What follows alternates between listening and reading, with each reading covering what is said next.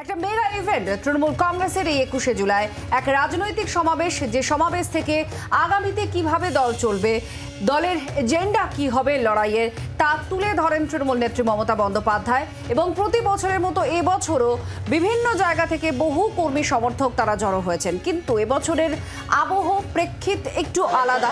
তৃণমূল কংগ্রেসের লোকসভা নির্বাচনে 29টি আসন জয়লাভ করা এবং বেশ কিছু জায়গা যেটা বিজেপির দখলে ছিল, সেই সমস্ত জায়গায় তৃণমূল ফুল ফোটাতে পেরেছে নিজেদের, তৃণমূল নিজেদের আসন সেখানে জয় আনতে পেরেছে। অপরদিকে উপনির্বাচনের ফলাফল, যেখানে 4টি বিধানসভা নির্বাচনের উপনির্বাচন, যার মধ্যে 3টে আসনেই তৃণমূল বিজেপির দখলে ছিল, সেই সমস্ত আসনও তৃণমূল কংগ্রেস নিজেদের দখলে আনতে পেরেছে। এই সাফল্য তৃণমূল কংগ্রেসের কর্মী সমর্থকরা কি করবেন, তাদের ভবিষ্যতে কি করা উচিত, আত্মতুষ্টিতে যাতে তারা না ভোগেন, এই সংক্রান্ত বিষয় নিয়ে বার্তা দিতে পারেন বলে মনে করা হচ্ছে। তার সঙ্গে জাতীয় প্রেক্ষাপটও রয়েছে।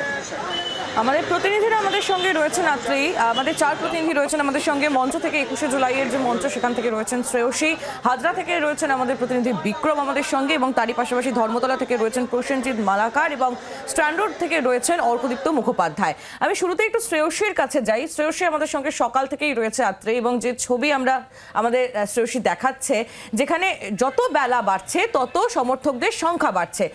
যাই শ্রেয়সীর কাছে। শ্রেয়সী, সকাল থেকে তুমি যে ছবি তুলে ধরছো আমাদের সামনে, সেখানে দেখতে পাচ্ছি আমরা যত সময় গড়াচ্ছে তত সমর্থকদের সংখ্যা বাড়ছে, এবং যারা জেলা থেকে আসছেন তারাও আস্তে আস্তে এসে পৌঁছচ্ছেন, যারা ইতিমধ্যেই এসে গিয়েছেন বিভিন্ন ক্যাম্পে রয়েছেন তাদেরকেও সভা মঞ্চে নিয়ে আসার ব্যবস্থাপনা চলছে, সুতরাং সভা মঞ্চের ভিড়টা বাড়ছে।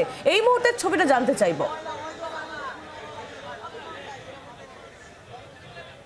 একেবারে দেখো, যত সময় গড়াচ্ছে, অর্থাৎ সভা শুরুর সময় অফিসিয়ালি 12টা, কিন্তু আমরা দেখেছি একেবারে ভোর থেকে কিন্তু মানুষ আসতে শুরু করেছেন, এবং যত সময় গড়াচ্ছে, যেমন ঘড়িই কাটা এই মুহূর্তে 8টা, কিন্তু এই মুহূর্তে দেখতেই পাচ্ছ যে পুরো সামনের এই জায়গাটাতে ইতস্তত ছড়িয়ে রয়েছেন মানুষরা, এবং প্রত্যেকেই কিন্তু তারা এই মুহূর্তে অপেক্ষা করছেন কখন সভা শুরু হবে তার। এবং তোমাকে যেটা আরো একটা বিষয় বলে রাখি, যে মাঝে মাঝেই কিন্তু এই সভামঞ্চের সামনে যেরকম ফোরকাস্ট ছিল সেই অনুযায়ী কিন্তু কার্যত দেখা যাচ্ছে মাঝে মাঝে বৃষ্টি হচ্ছে, কিন্তু সেই বৃষ্টি উপেক্ষা করেই কিন্তু কার্যত মানুষ তারা এসেছেন এবং ভিজছেন তারা, কেউ কেউ বৃষ্টিতে, কেউ কেউ ছাতা এনেছেন, কিন্তু তাও তারা সভা মঞ্চের সামনের যে জায়গা সেই জায়গা ছেড়ে কিন্তু তারা যাচ্ছেন না। এবং সেন্ট্রাল এভিনিউ এই মুহূর্তে তোমাকে জানিয়ে রাখি যে ডোরিনা ক্রসিং থেকে সভা মঞ্চ, এবং অন্যদিকে সেক্ষেত্রে ইন্ডিয়ান এয়ারলাইন্সে কিছুটা আগে পর্যন্ত এই যে জায়গাটা, সেই জায়গাটা কিন্তু কার্যত বলা যেতে পারে যে এখানটা গোটা এই জায়গাটা কিন্তু এই মুহূর্তে আপ এবং ডাউন এবং দুটো সাইডে, অর্থাৎ দুটো রোডই কিন্তু এই মুহূর্তে বন্ধ হয়ে গিয়েছে, কারণ প্রচুর মিছিল ঢুকছে এই মুহূর্তে। একেবারে এই মিছিল যে ঢুকছে বিভিন্ন প্রান্ত থেকে, শ্রেয়সী বারবার এখানেই আসবো কারণ এই সভা মঞ্চেই আজ মূল আকর্ষণের জায়গা। আমাদের সঙ্গে স্ট্যান্ড রোড থেকে আমাদের অপর প্রতিনিধি অর্কদীপ্ত আছেন, একটু অর্কদীপ্তর কাছে একটু চট করে যাব। অর্কদীপ্ত, কি ছবি স্ট্যান্ড রোড চত্বরে? ট্রাফিকের আলাদা বন্দোবস্ত এখানে করা হয়েছে, একটু কি সামগ্রিক ছবি একটু বল। দেখো, আজকে 21শে জুলাই এবং প্রত্যেক বছরের মতোই কিন্তু বিভিন্ন জেলা থেকে, রাজ্যে বিভিন্ন জেলা থেকে মানুষ আসতে শুরু করেছে অত্যন্ত ভোরবেলা থেকে, একদম ভোরবেলা থেকেই 21শে জুলাইয়ের সভা মঞ্চে যোগ দেওয়ার জন্য। আমি রয়েছি স্ট্যান্ড রোড এবং বাবুঘাট চত্বরে, এবং বহু মানুষ আমার সঙ্গে রয়েছেন। দেখুন, তারা রয়েছেন পুরুলিয়া থেকে, নদিয়া থেকে, তারা বিভিন্ন জায়গা থেকে আসছেন, এবং আমি একটু কথা বলবো তাদের সাথে। হাতে পতাকা নিয়ে রয়েছেন, তৃণমূলের প্রতীক নিয়ে রয়েছেন। কোথা থেকে আসছেন আপনারা? আমরা পুরুলিয়া থেকে আসছি। কতজন মিলে এসছেন? আমরা প্রায় 1000-1,500 আছি। 1000-1,500? কখন এসে পৌঁছেছেন, কিভাবে এসছেন? রাত্রিতে এসে পৌঁছাচ্ছি। হ্যাঁ, কিভাবে এসছেন? আমরা ট্রেনে আসছি। ট্রেনে এসছেন। আপনারা কি পুরুলিয়া থেকে এসছেন? হ্যাঁ, পুরুলিয়া থেকে এসেছি আমরা। আচ্ছা, কি প্রত্যাশা নিয়ে আজকে আপনারা এখানে উপস্থিত হয়েছেন? দিদির উন্নয়নের প্রকল্প প্রত্যাশা আমরা এসেছি এখানে। কি কোনো বিশেষ কিছু শুনতে চান, বা বিশেষ কোনো আমরা কিছু বার্তা শুনতে চাই, দিদি আমাদের কি উন্নতির দিকে নিয়ে যেতে পারে, বা কি আবার যে প্রতিশ্রুতি দিয়েছে তারা পূর্ণ করে সেই দিকে দিয়ে আমরা উন্নতির দিকে এসেছি। আপনাদের কোনো কারো আপনাদের তরফ থেকে কোনো বিশেষ কিছু শোনার অপেক্ষায় রয়েছেন, বা বিশেষ কিছু প্রত্যাশার অপেক্ষায় আছি আমরা, কারণ দিদি যে বলেছেন এবং যে পরিকল্পনাগুলো নিয়েছেন সেগুলো বাস্তবায়িত করার জন্য, এবং নতুন যে পরিকল্পনাগুলো নিয়েছেন সেগুলো কিভাবে বাস্তবায়িত করবেন, আমাদের মধ্যে কি করে আমরা সেগুলোয় উপকৃত হব, সেই বার্তা শোনার জন্য এসেছি। একেবারেই যেটা শুনলে আত্রে ওনারা বলছেন যে বিভিন্ন জায়গা থেকে ওনারা এসছেন, প্রায় 1000 মানুষ তারা পুরুলিয়া থেকে এসছেন। এরকমই কিন্তু দল বেঁধে নদিয়া থেকে, কেউ মেদিনীপুর থেকে তারা এসেছেন, বিভিন্ন জায়গা থেকে এসছেন এবং লঞ্চে করে এখানে বাবুঘাট স্ট্যান্ড রোডে আসছেন এবং পুরো স্ট্যান্ড রোড যে রাস্তাটা, সেই রাস্তায় কিন্তু এই মুহূর্তে মানুষের ভিড়ে ছয়লাভ এবং প্রচুর পরিমাণে পুলিশও কিন্তু এই মুহূর্তে মোতায়েন হয়ে রয়েছে এবং তাদের একটাই বক্তব্য যে তারা আজকে এসছেন বিশেষ কিছু প্রত্যাশা নিয়ে।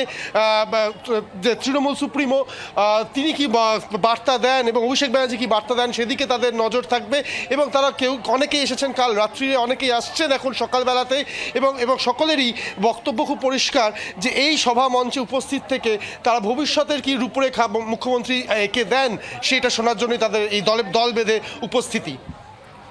একেবারে অর্ক সেই ছবি আমরা দেখতে পাচ্ছি, স্ট্যান্ড রোডের ছবি আপনাদের দেখালে এবার যেমনটা অর্ক আমাদের বলছিল আত্রে যে প্রচুর পরিমাণে পুলিশ মোতায়েন করা হয়েছে এবং যাতে এই কর্মী সমর্থকরা তারা সভা মঞ্চ পর্যন্ত সুষ্ঠুভাবে যেতে পারেন সেই ব্যবস্থাপনা প্রশাসন করছে। আর কি কি ব্যবস্থাপনা রয়েছে সেটা একটু বিশদে বিক্রমের থেকে যদি জেনে নিই তাহলে বুঝতে আরো সুবিধা হয়। বিক্রম দাস আমাদের প্রতিনিধি রয়েছেন সরাসরি আমাদের সঙ্গে হাজরা থেকে। বিক্রম, পুলিশ প্রায় 5000 পুলিশ মোতায়েন করা হয়েছে এবং তার সঙ্গে সঙ্গে পুলিশের তরফ থেকে আজ যাতে কোনো বিশৃঙ্খলা না হয় এবং অপ্রীতিকর পরিস্থিতির সৃষ্টি না হয় তার জন্য একাধিক ব্যবস্থাপনাও রাখা হয়েছে এবং তার সঙ্গে সঙ্গে ট্রাফিকেরও বেশ কিছু পরিবর্তন করা হয়েছে। একটু বিস্তারিত জানতে চাইবো। দেখো, তৃণমূল কংগ্রেসের আজকের মেগা ইভেন্ট এবং সেই কারণে আমরা জানি যে প্রতি বছরের মতন এবছরও একেবারে কঠোর নিরাপত্তা ব্যবস্থা কিন্তু রাখা হয়েছে কলকাতা পুলিশের তরফ থেকে বা লালবাজারের তরফ থেকে।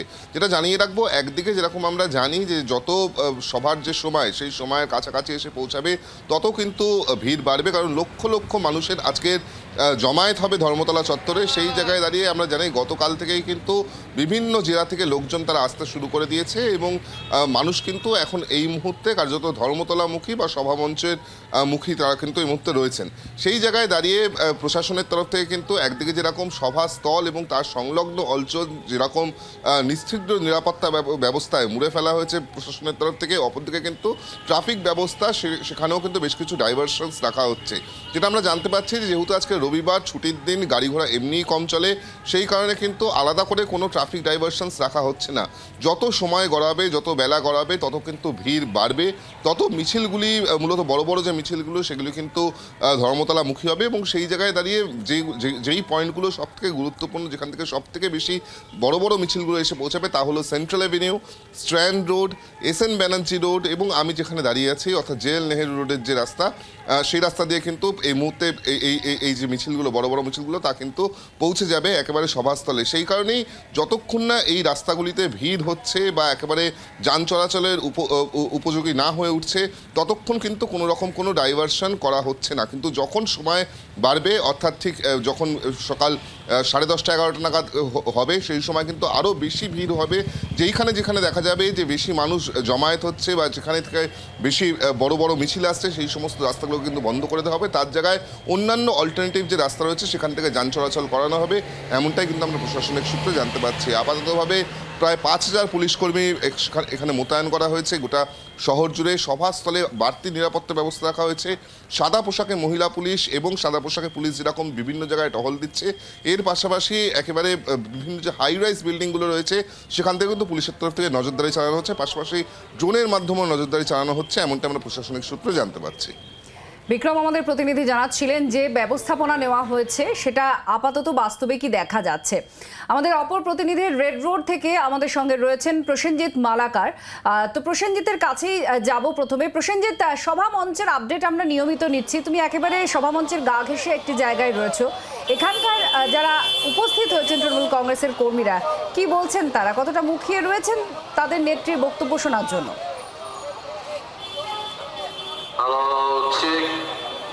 একেবারে তোমাকে নিশ্চয়ই তাদের সাথে কথা বলে শোনাবো তারা কি বক্তব্য শুনতে চায়, তাদের আজকের দিনে কি আশা রয়েছে, অর্থাৎ মুখ্যমন্ত্রী অভিষেক বন্দ্যোপাধ্যায় কি বলেন সেগুলো তারা কি শুনতে চান।